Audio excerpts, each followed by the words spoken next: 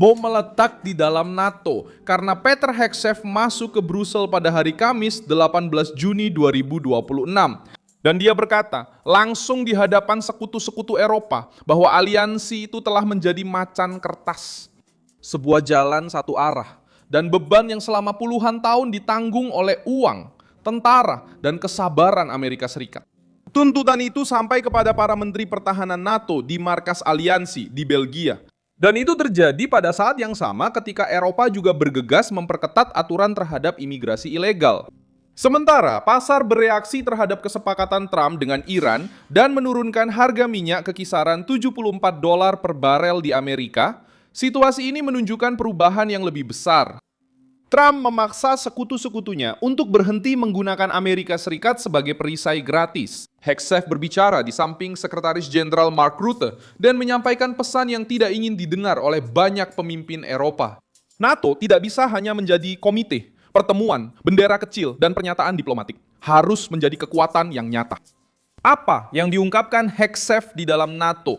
Mengapa Eropa dipaksa ke pojok?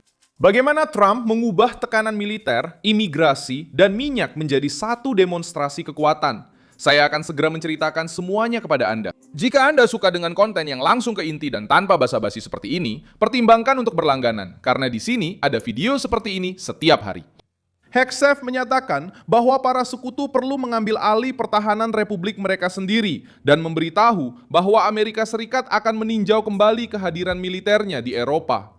Pernyataan tersebut disampaikan dalam pertemuan para menteri pertahanan NATO di Brussel dan menempatkan tuntutan sederhana di tengah pembahasan. Siapa yang ingin perlindungan harus membayar biaya, menyiapkan pasukan, dan menjaga komitmen. Dia mengatakan bahwa beberapa negara akan gagal dalam penilaian ini dan yang lain akan lolos dengan mudah. Ini berarti bahwa Washington akan melihat pangkalan, pasukan, kontribusi, akses militer, dukungan dalam krisis, dan kesiapan nyata orang Eropa untuk bertindak ketika keamanan Barat dipertaruhkan. Kalimat yang paling menyakitkan adalah perbandingan NATO dengan macan kertas. Hegseth mengatakan bahwa terlalu lama aliansi ini berjalan sepihak. Amerika Serikat menyumbangkan kekuatan militer, teknologi, intelijen, kapal induk, jet tempur, pencegahan nuklir, dan kehadiran di tanah Eropa. Sementara sebagian Eropa lebih memilih untuk mengeluarkan biaya lebih sedikit, lebih banyak mengeluh, dan berharap Washington yang menyelesaikan masalahnya. Trump sudah menagih hal ini sejak masa jabatan pertamanya di Gedung Putih, dan sekarang pemerintah Amerika telah beralih dari keluhan publik menjadi peninjauan praktis terhadap struktur militernya. Tekanan ini tidak datang begitu saja. Perang yang melibatkan Iran telah meninggalkan luka di dalam NATO. Menurut berita internasional, Hegseth mengkritik sekutu-sekutu yang tidak mendukung Amerika Serikat pada saat-saat sulit dalam krisis tersebut. Termasuk ketika Washington membutuhkan akses, pangkalan, wilayah udara, dan dukungan yang jelas. Bagi pemerintahan Trump, tidak ada aliansi yang serius ketika satu pihak meminta perlindungan di saat ketakutan, tetapi lari ketika tiba waktunya untuk berbagi risiko. Disitulah ungkapan macan kertas menjadi kuat. Di atas kertas, NATO tampak seperti raksasa. Pada saat keputusan, Hegseth menegur mereka yang lebih suka berfoto dan membiarkan beban militer ditanggung oleh orang Amerika. Rutte mencoba menjaga citra persatuan, tetapi pertemuan itu menunjukkan bahwa persatuan sekarang ada harganya. NATO memasuki fase di mana janji kosong tidak lagi cukup. Pidato Hegseth membicarakan tentang NATO 3.0 dengan pertahanan nyata, hard power, dan ketergantungan yang lebih sedikit pada Amerika Serikat. Hal ini secara langsung memengaruhi pemerintah Eropa yang selama bertahun-tahun menganggap Washington sebagai asuransi militer otomatis. Logika Trump berbeda. Sekutu yang ingin mendapatkan perlindungan harus benar-benar menjadi sekutu dalam praktik, bukan hanya dalam pernyataan resmi. Tuntutan untuk meningkatkan pengeluaran militer juga menjadi beban.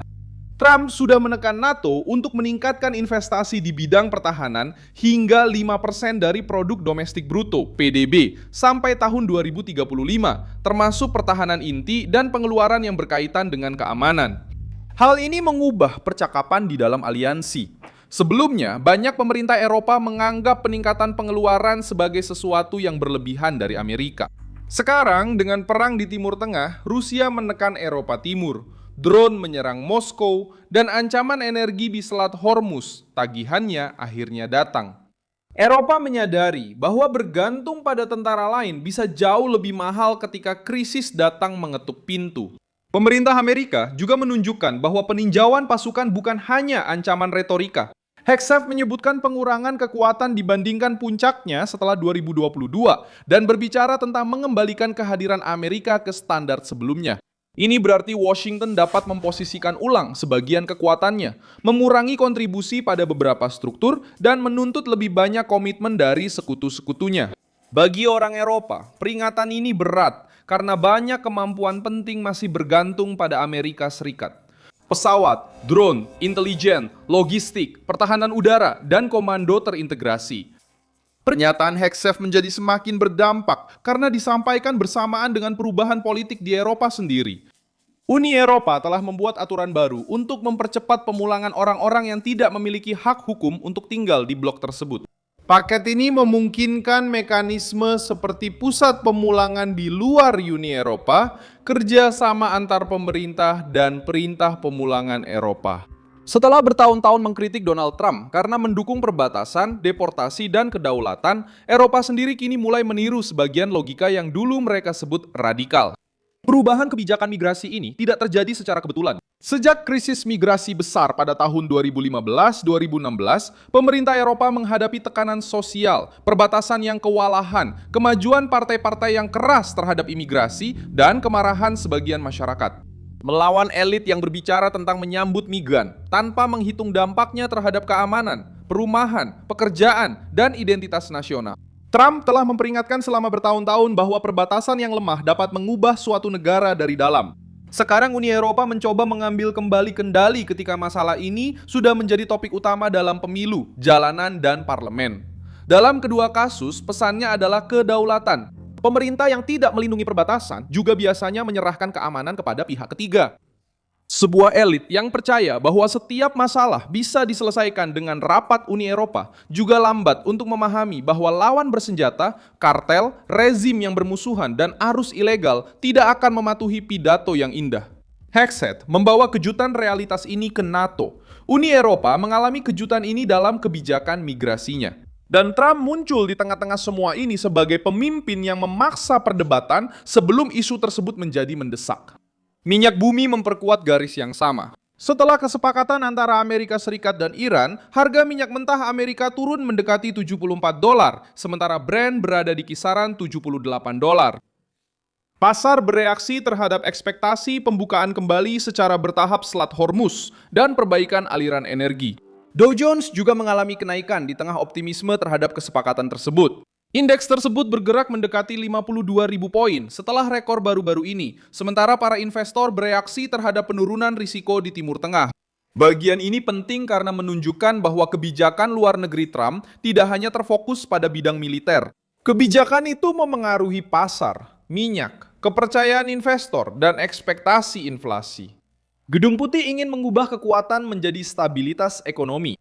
Hegseth menekan NATO, Trump menekan Iran, harga minyak turun, dan Wall Street bernapas lega. Reaksi tokoh-tokoh Eropa menunjukkan ketidaknyamanan. Di Jerman, pejabat pertahanan menunjukkan kekhawatiran terhadap penarikan kapabilitas Amerika yang terlalu cepat, karena Eropa tahu bahwa mereka belum bisa menggantikan Amerika Serikat di bidang-bidang yang krusial. Inilah kontradiksi yang diungkapkan oleh Hegseth. Banyak pemimpin Eropa berbicara tentang otonomi strategis, tetapi ketika Washington berbicara tentang mengurangi kehadiran, alarm langsung menyala. Perbandingan dengan wilayah lain membantu memahami besarnya tuntutan tersebut. Israel belajar bahwa kedaulatan menuntut kesiapsiagaan terus-menerus, teknologi, intelijen, dan keputusan politik yang cepat. Negara-negara di Eropa Timur yang lebih dekat dengan ancaman Rusia juga lebih memahami bahwa pertahanan tidak bisa dianggap sebagai kemewahan. Sementara itu, sebagian Eropa Barat selama bertahun-tahun melempar bebannya ke pihak lain, sambil mengkritik kebijakan Amerika dan bergantung pada perlindungan Amerika. Hegseth mengungkapkan kemunafikan ini ke publik. Saya Milson Alves, seorang internasionalis, dan tujuan saya adalah menjaga Anda tetap terinformasi dengan kebenaran setiap hari. Tautan berita ada di deskripsi video. Beri like pada video ini, subscribe ke channel, dan di akhir, lihat komentar agar Anda bisa lebih terlibat dengan komunitas Milson Alves.